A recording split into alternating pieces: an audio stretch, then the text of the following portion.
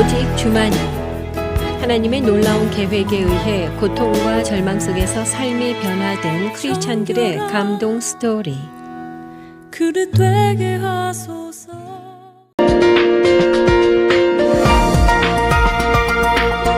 어렸을 때 엄마가 이단 종교를 믿는 것이 너무 싫었어요. 그래서 기독교 신앙을 가지게 되었고 아이들에게도 기독교 신앙을 엄청 강요했어요. 그런데 아이들은 변하지 않고 저는 독선적인 엄마가 되어 있는지 정말 고민이 많았습니다. 그러다 부활하신 예수님을 만나 참된 기독교인이 된 이야기를 나누려고 합니다. 제가 태어나면서부터 저희 집 안방에는 아버지가 손수 만드신 불단이 있었어요. 엄마는 그 불단 앞에서 아침 저녁으로 1시간씩 무릎을 꿇고 남묘오랭개교라는 독경을 외우셨어요. 또 새벽마다 불단을 청소하고 사찰나무를 꺾어 꽃병에 꽂고 물을 갈아주고 밥을 해서 맨 먼저 불단에 올려야 저희 가족은 밥을 먹을 수 있었습니다. 그뿐만 아니라 맛있는 먹을거리를 사오거나 떡을 하게 되어도 반드시 불단에 올리고 엄마가 소원을 빈 다음 저희가 먹을 수 있었어요. 그리고 자담회라고 불리는 모임의 장소로 저희 집이 사용되면서 늘 사람이 북적거리는 환경에서 자라게 되었습니다. 한 번은 동네 친구들과 놀이터에서 재미있게 놀고 있었어요.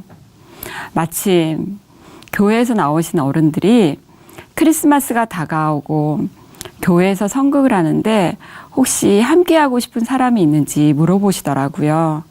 성극 연습도 하고 간식도 주신다고 하니까 친구들이 다 교회로 가는데 저는 차마 갈 수가 없었어요. 엄마에게 물어볼 엄두도 나지 않았고 교회를 가는 것이 왠지 엄마를 배신하는 것 같더라고요.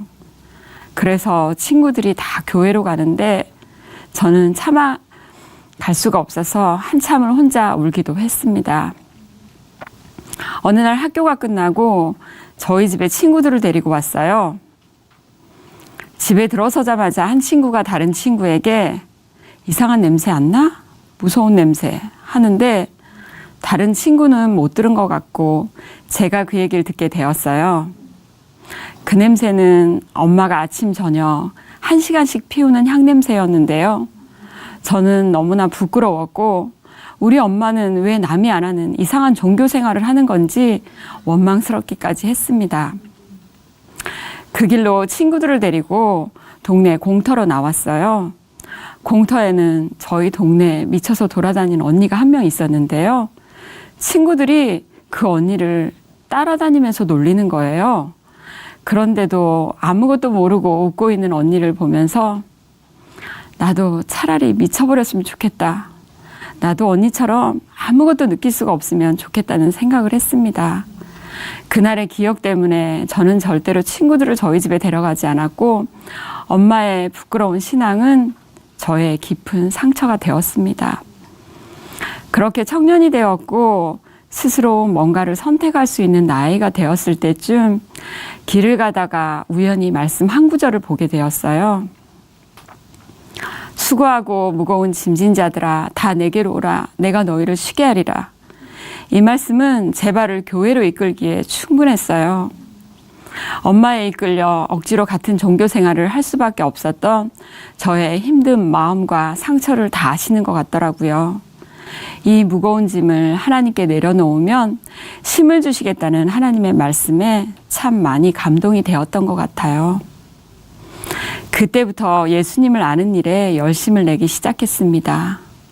먼저 말씀을 알아가는 기쁨에 성경 통독과 묵상 훈련을 8년을 했고요. 그때만 해도 아직 어렸던 아이를 데리고 1년에 2번씩 3박 4일간 하는 묵상 세미나를 무슨 일이 있어도 참석을 했어요. 또 교회학교 교사, 교회 신문기자, 교회 행사는 저의 모든 일의 우선순위가 되었습니다. 주말이 되면 어린 아이를 집에 두고 왕복 2시간을 들여 소년한 아이들과 교제하는 것에 시간을 쏟았습니다. 그럼에도 채워지지 않는 영적 갈급함이 있었어요.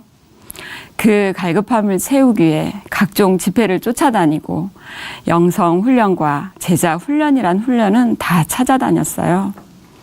새벽 기도는 두말할 것도 없었습니다. 이렇게까지 열심히 저를 두고 주변에서는 어떻게 어린아이들을 두고 새벽에 나오냐고 걱정 아닌 걱정을 해주었지만 그런 말이 들리지 않았습니다. 말씀이 좋았고 주님이 주시는 말씀은 그 무엇보다 큰 만족감을 주었거든요. 또 우리 아이들에게 우상 숭배를 물려주지 않는 엄마라는 자부심이 들었기 때문에 이런 저의 신앙생활은 제게 가장 중요하고 기쁜 일이었습니다. 아이들도 저처럼 하나님을 알아가길 바랬고 하나님 안에서 잘 양육되어야 한다고 생각했어요. 그래서 제가 정한 기준으로 아이들을 신앙교육을 시키게 되었는데요. 하나님의 말씀을 묵상하고 알아가는 것은 우리 아이들에게 최고의 교육이라고 절대 의심하지 않았고 아이들도 그렇게 따라와야 했습니다. 아이들이 잘 따라오지 않을 때마다 너는 엄마가 우상 숭배하지 않는 것만으로 감사해라.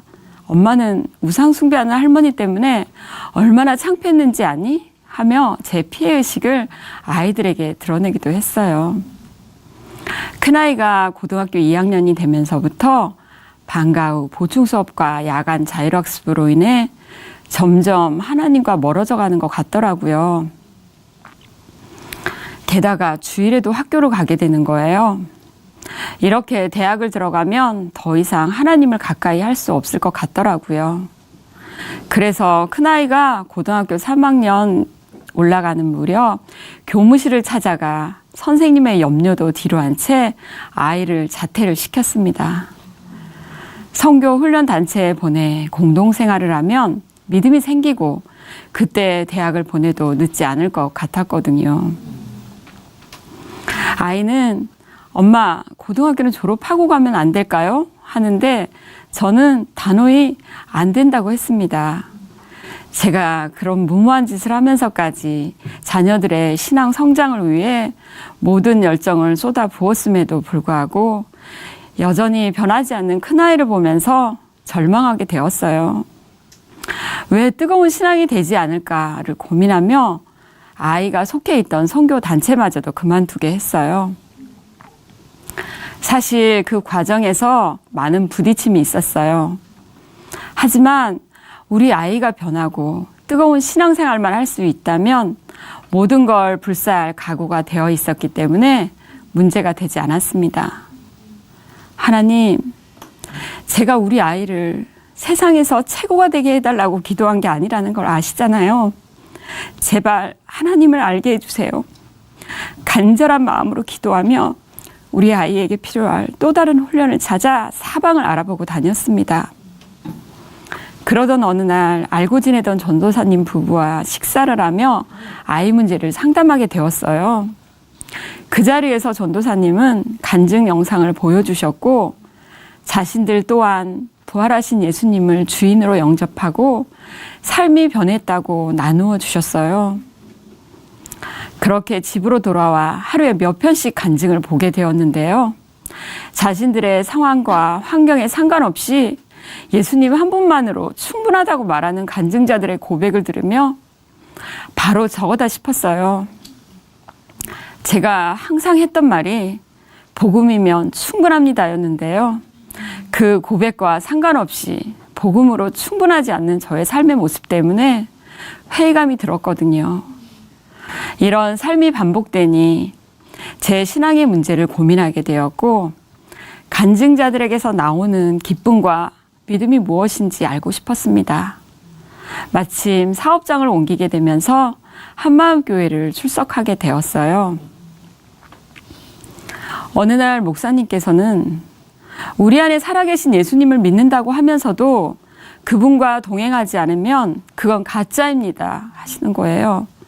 그리고 천신을 몸주로 섬기던 자매님이 생명을 걸고 예수님을 영접한 영상을 반복적으로 보여주시며 예수님이 실제로 우리 마음속에 주인으로 들어오신다는 것을 말씀해 주셨어요. 저는 놀라지 않을 수 없었습니다. 그리고 목사님께서 너희는 믿음 안에 있는가? 너희 자신을 시험하고 너희 자신을 확증하라. 예수 그리스도께서 너희 안에 계신 줄을 너희가 스스로 알지 못하느냐? 그렇지 않으면 너희는 버리운 자니라 하시는데 순간 저는 듣고 싶지 않은 말씀을 들어버린 것 같았어요. 정말 두렵고 떨리는 말씀 앞에 저의 믿음의 실체가 드러나는 것 같았습니다. 보지 않고 믿는 믿음이 최고라 여기며 그렇게 믿는 게 당연하다고 생각했어요. 그래서 계속 예수님의 말씀대로 살려고만 노력했지 정작 내가 믿는 예수님이 누구신지 한 번도 진지하게 생각해 보지 않았습니다.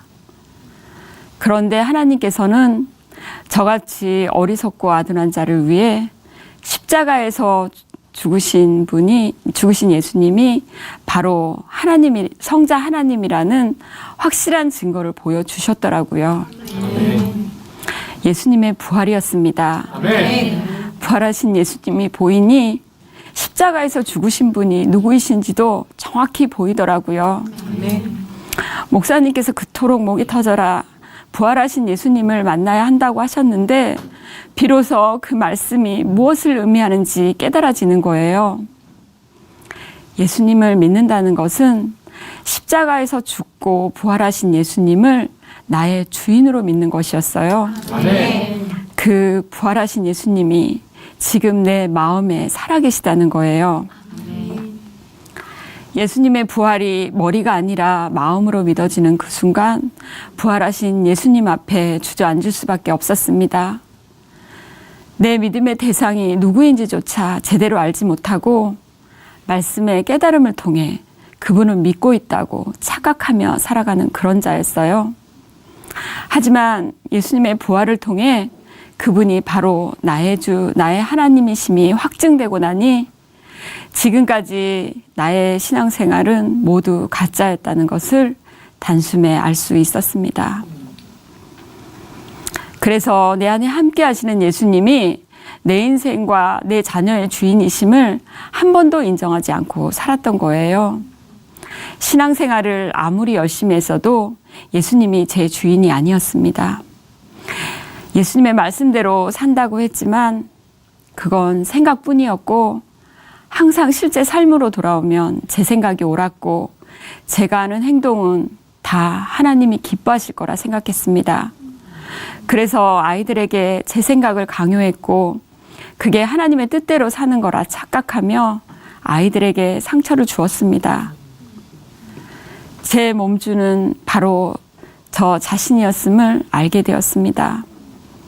예수님은 한 번도 제 안에 들어오신 적이 없다는 것을 알게 되니 저절로 회개가 터져 나왔습니다.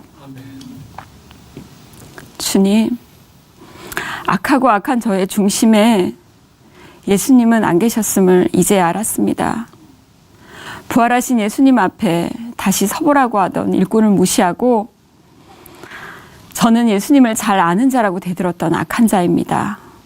입술로는 주여 주여 하며 열심을 내었지만 저는 불법을 행하는 자요, 모법한 자요, 하나님과 아무 상관없는 자였음을 고백합니다.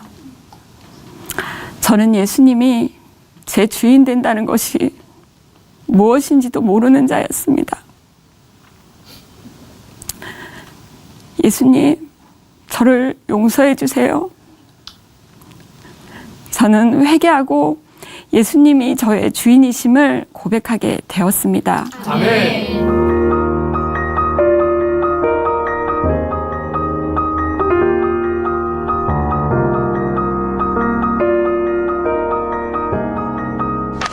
복음은 성경대로 오셔서 성경대로 십자가에 죽으시고 성경대로 부활하셔서 나의 주인 되신 예수님과 실제 삶으로 동행하는 것이라는 것을 알게 되니 이제야 저는 예수님과 함께 살게 되었습니다. 아멘.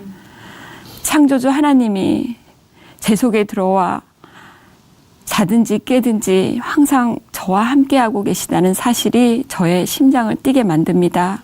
아멘. 내 속에 들어와 함께 하시는 예수님과 실제 삶으로 동행하는 것이 얼마나 인격적인 교제인지 알게 되니 이제야 천국의 삶을 누리게 되었습니다. 아멘.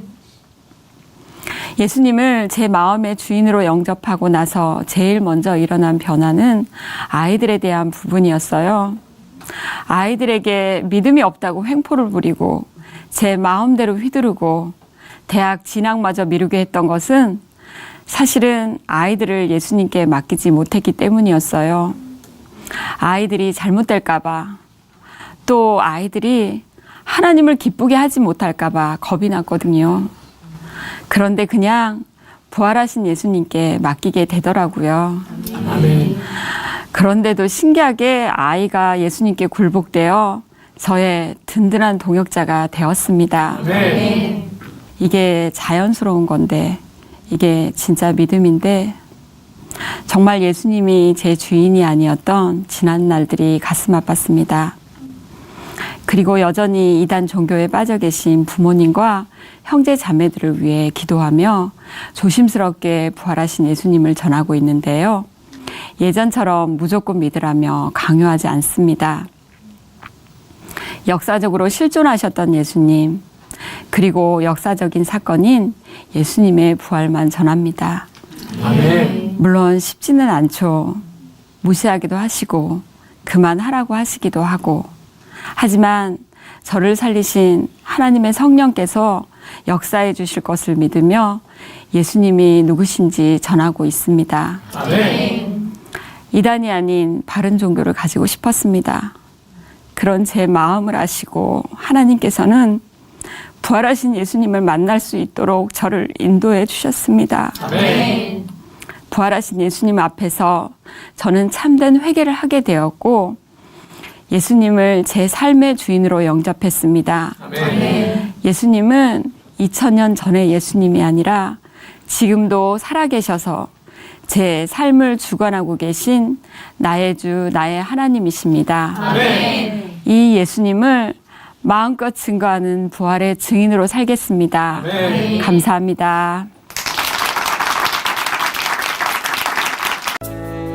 오직 주만이 이 시간은 춘천 한마음 교회와 함께하는 열린 간증의 시간입니다. 신앙 간증을 다시 듣기 원하시는 분들은 방송국 전화 847-583의 영원 구원번호로 연락 주시기 바랍니다. 모양이